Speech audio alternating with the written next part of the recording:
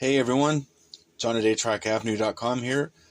Today I'm going to show you how to service an Ampex 8-track tape with the melted pinch roller. As you can see right there, these are infamous in the 8-track community. Ampex did not use cured rubber for some reason on their pinch rollers back in the day, and they end up turning into either a dry rotted mess or a gooey mess. This one is not terrible. I mean, it's sticky, but it hasn't melted into a big pile of goo and ruined the tape. This has been played, it appears, or there was an attempt to play it at some point while this was gooey. So there's going to be quite a bit of tape in here. I might be able to save it. Not sure. We'll find out.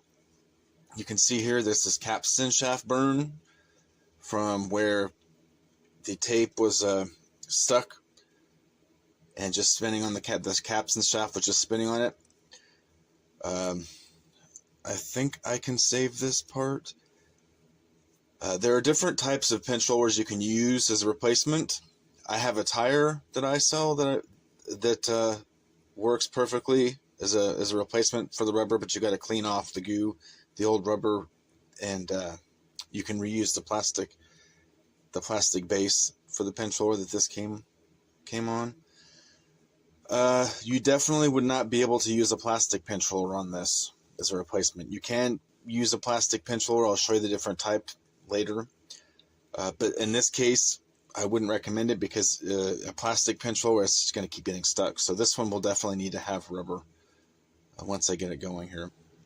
Now on these, the tabs, they're not, you can't push them out. You can't just use like a screwdriver or something to push these out. Some people will use screws and slowly turn each one to pop these, I don't really want to call it the tab, these little spindles that pop into this. Some people will use the method of the screw. I prefer the drill method. Some people don't like the drill method. If you're careful, it'll do a good job. It's quick. You will wind up with a bunch of plastic shavings, so you need to be careful and clean that up because you don't want that getting into the tape and getting stuck all over the actual play tape.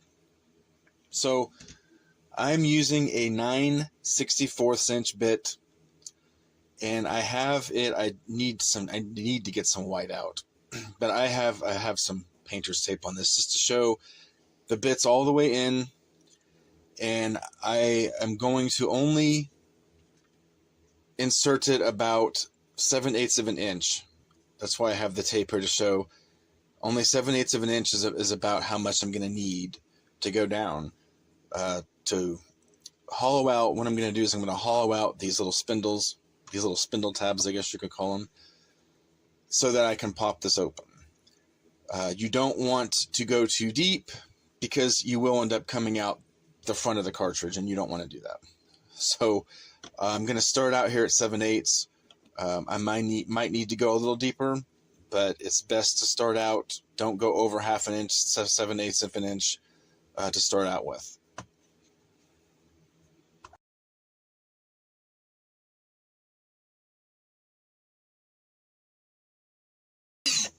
Okay, as you can see, I've stopped. I stopped right where the edge of the tape is there. I don't want to go any further than that. Then you're going to need to clean the plastic off. Careful, because this may be hot. So sometimes these will open up pretty cleanly with the plastic here. Sometimes the plastic will make a huge mess. So this one is doing pretty good.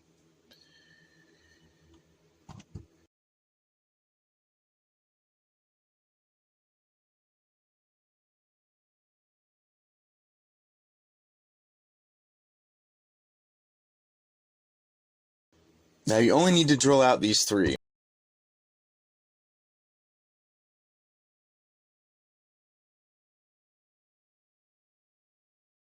Same if you're going to use the screw method with screws, you only need these three here. because this area you can pop open pretty easily. I will use some snap ring pliers on that. So now we'll see if I went in there deep enough. So I'm going to flip it over here. Use my snap ring pliers. Let's see if I can zoom out a little bit.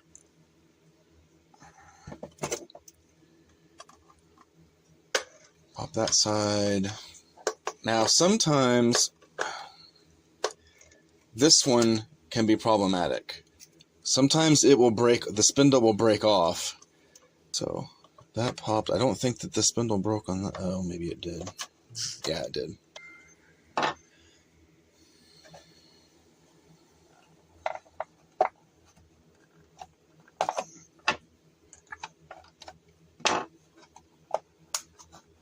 Okay, and I did not go far. I did not go deep enough. So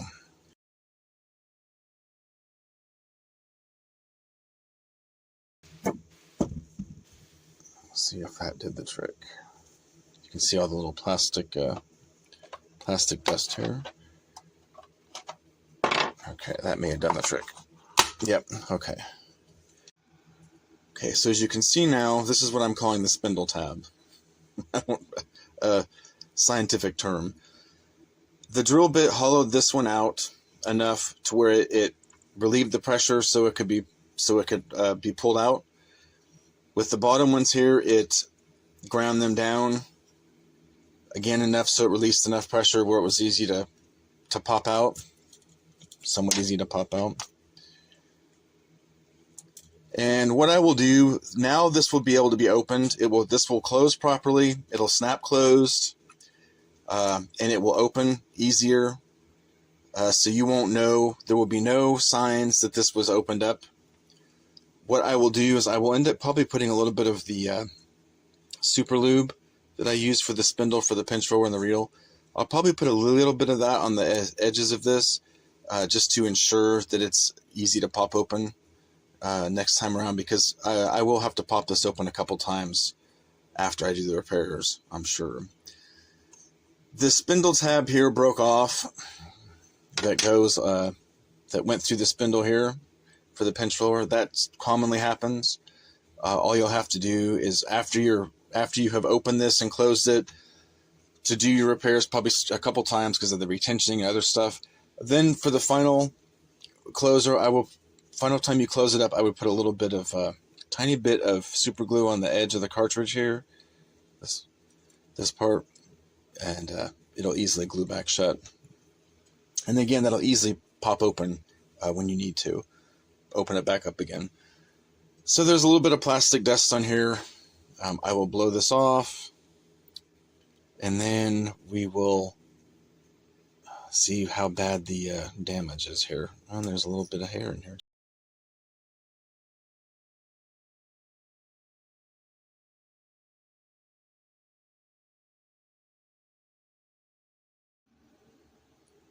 So when I was working on that previous tape, the spindles here in that particular cart, they drilled out just fine. On this cart, they did not. This one, a little bit too much material came off. Same with this one. So what you do in that instance is when you're all done, you've play tested the tape, everything's good, everything's all good, and you're ready to seal it up. What I do is I use a little bit of super glue. And when I say a little bit, I mean just a little bit, because you may need to open this back up again at some point. So what I do is on the edge of the cart where the little spindle tabs here are drilled out too much. And in this case, it's going to be both edges. Sometimes it may just be one. But what I'll do is I will put a drop of super glue on this side, and I will put a drop of super glue on this side, and then because it also broke, the spindle tab broke, that would go through a hole here on the pinch roller spindle.